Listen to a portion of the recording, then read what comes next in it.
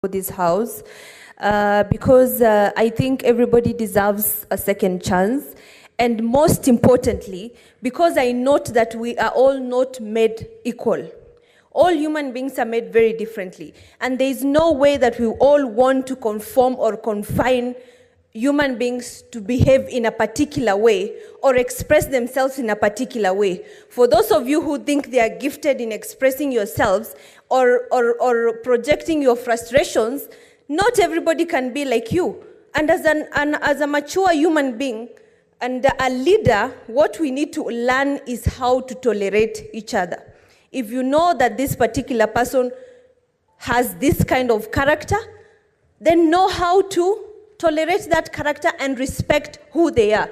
Because we all have different characters. We all have different personalities. And again, secondly, let's not forget that we are talking about sexual harassment here. This is something that has been downplayed over so many years, and a lot of us have gone through so many frustrations of refusing to be employed because of sexual advances from particularly the men. Not only that, there are also young men in offices who I know have gone through a lot of sexual harassment from ladies, older ladies.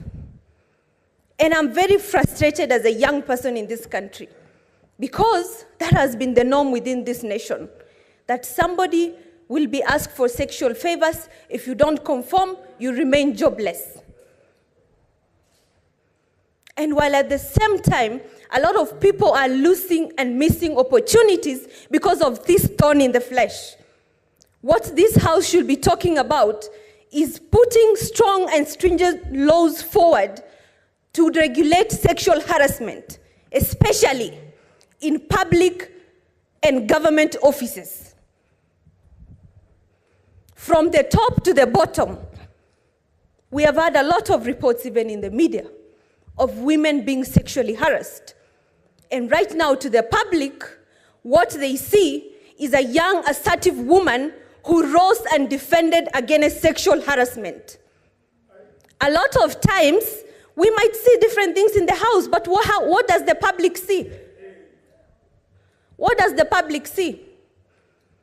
And a lot of times, when assertive women come out and defend their position on these issues, their heads are pressed down.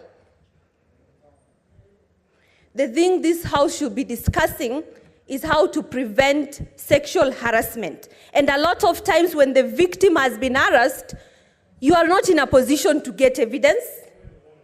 Things flow and you don't have evidence.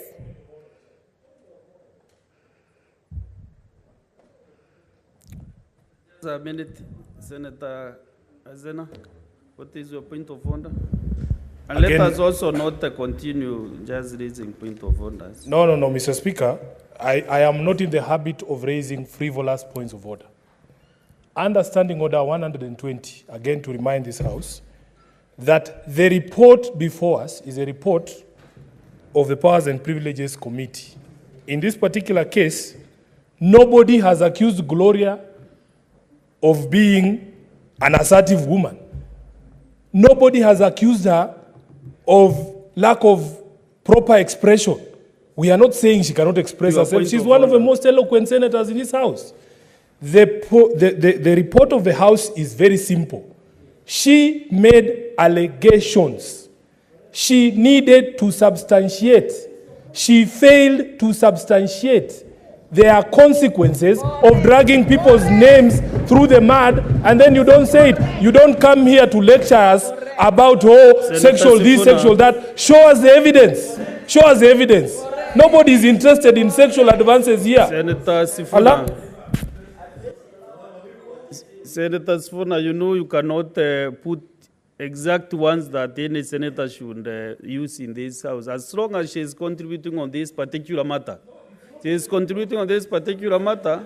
If I reason she is defending women and the young leaders, young women leaders. So to me, she is not out of order. Senator Azena, proceed and conclude your minutes. Thank you, Mr. Speaker. This is exactly what happens when young women are assertive in this country. And it is time, Mr. Speaker, some people, I am. Honour members, Senator Zena I am, will be hand in and I silence. have the right to be heard. Because, She will be hand Mr. in silence. Speaker, protect We me, will allow Mr. your Speaker. time to get to the floor. We will have your Protect me, time. Mr. Speaker, from people exhibiting chauvinism, male chauvinism. Senator Zena, stop addressing members. Just proceed and conclude your Thank you. contribution. Thank you, Mr. Speaker. Sifuna, Mr. Speaker, Senator Sifuna does not utilize my eyes. I do not use your eyes to read the report, nor do you live with me. There is no way you will know if I read the report or not. So stick to your lane. Senator Zena, stop addressing members directly. Address the chair kindly. Thank you, Address the Mr. chair. Speaker.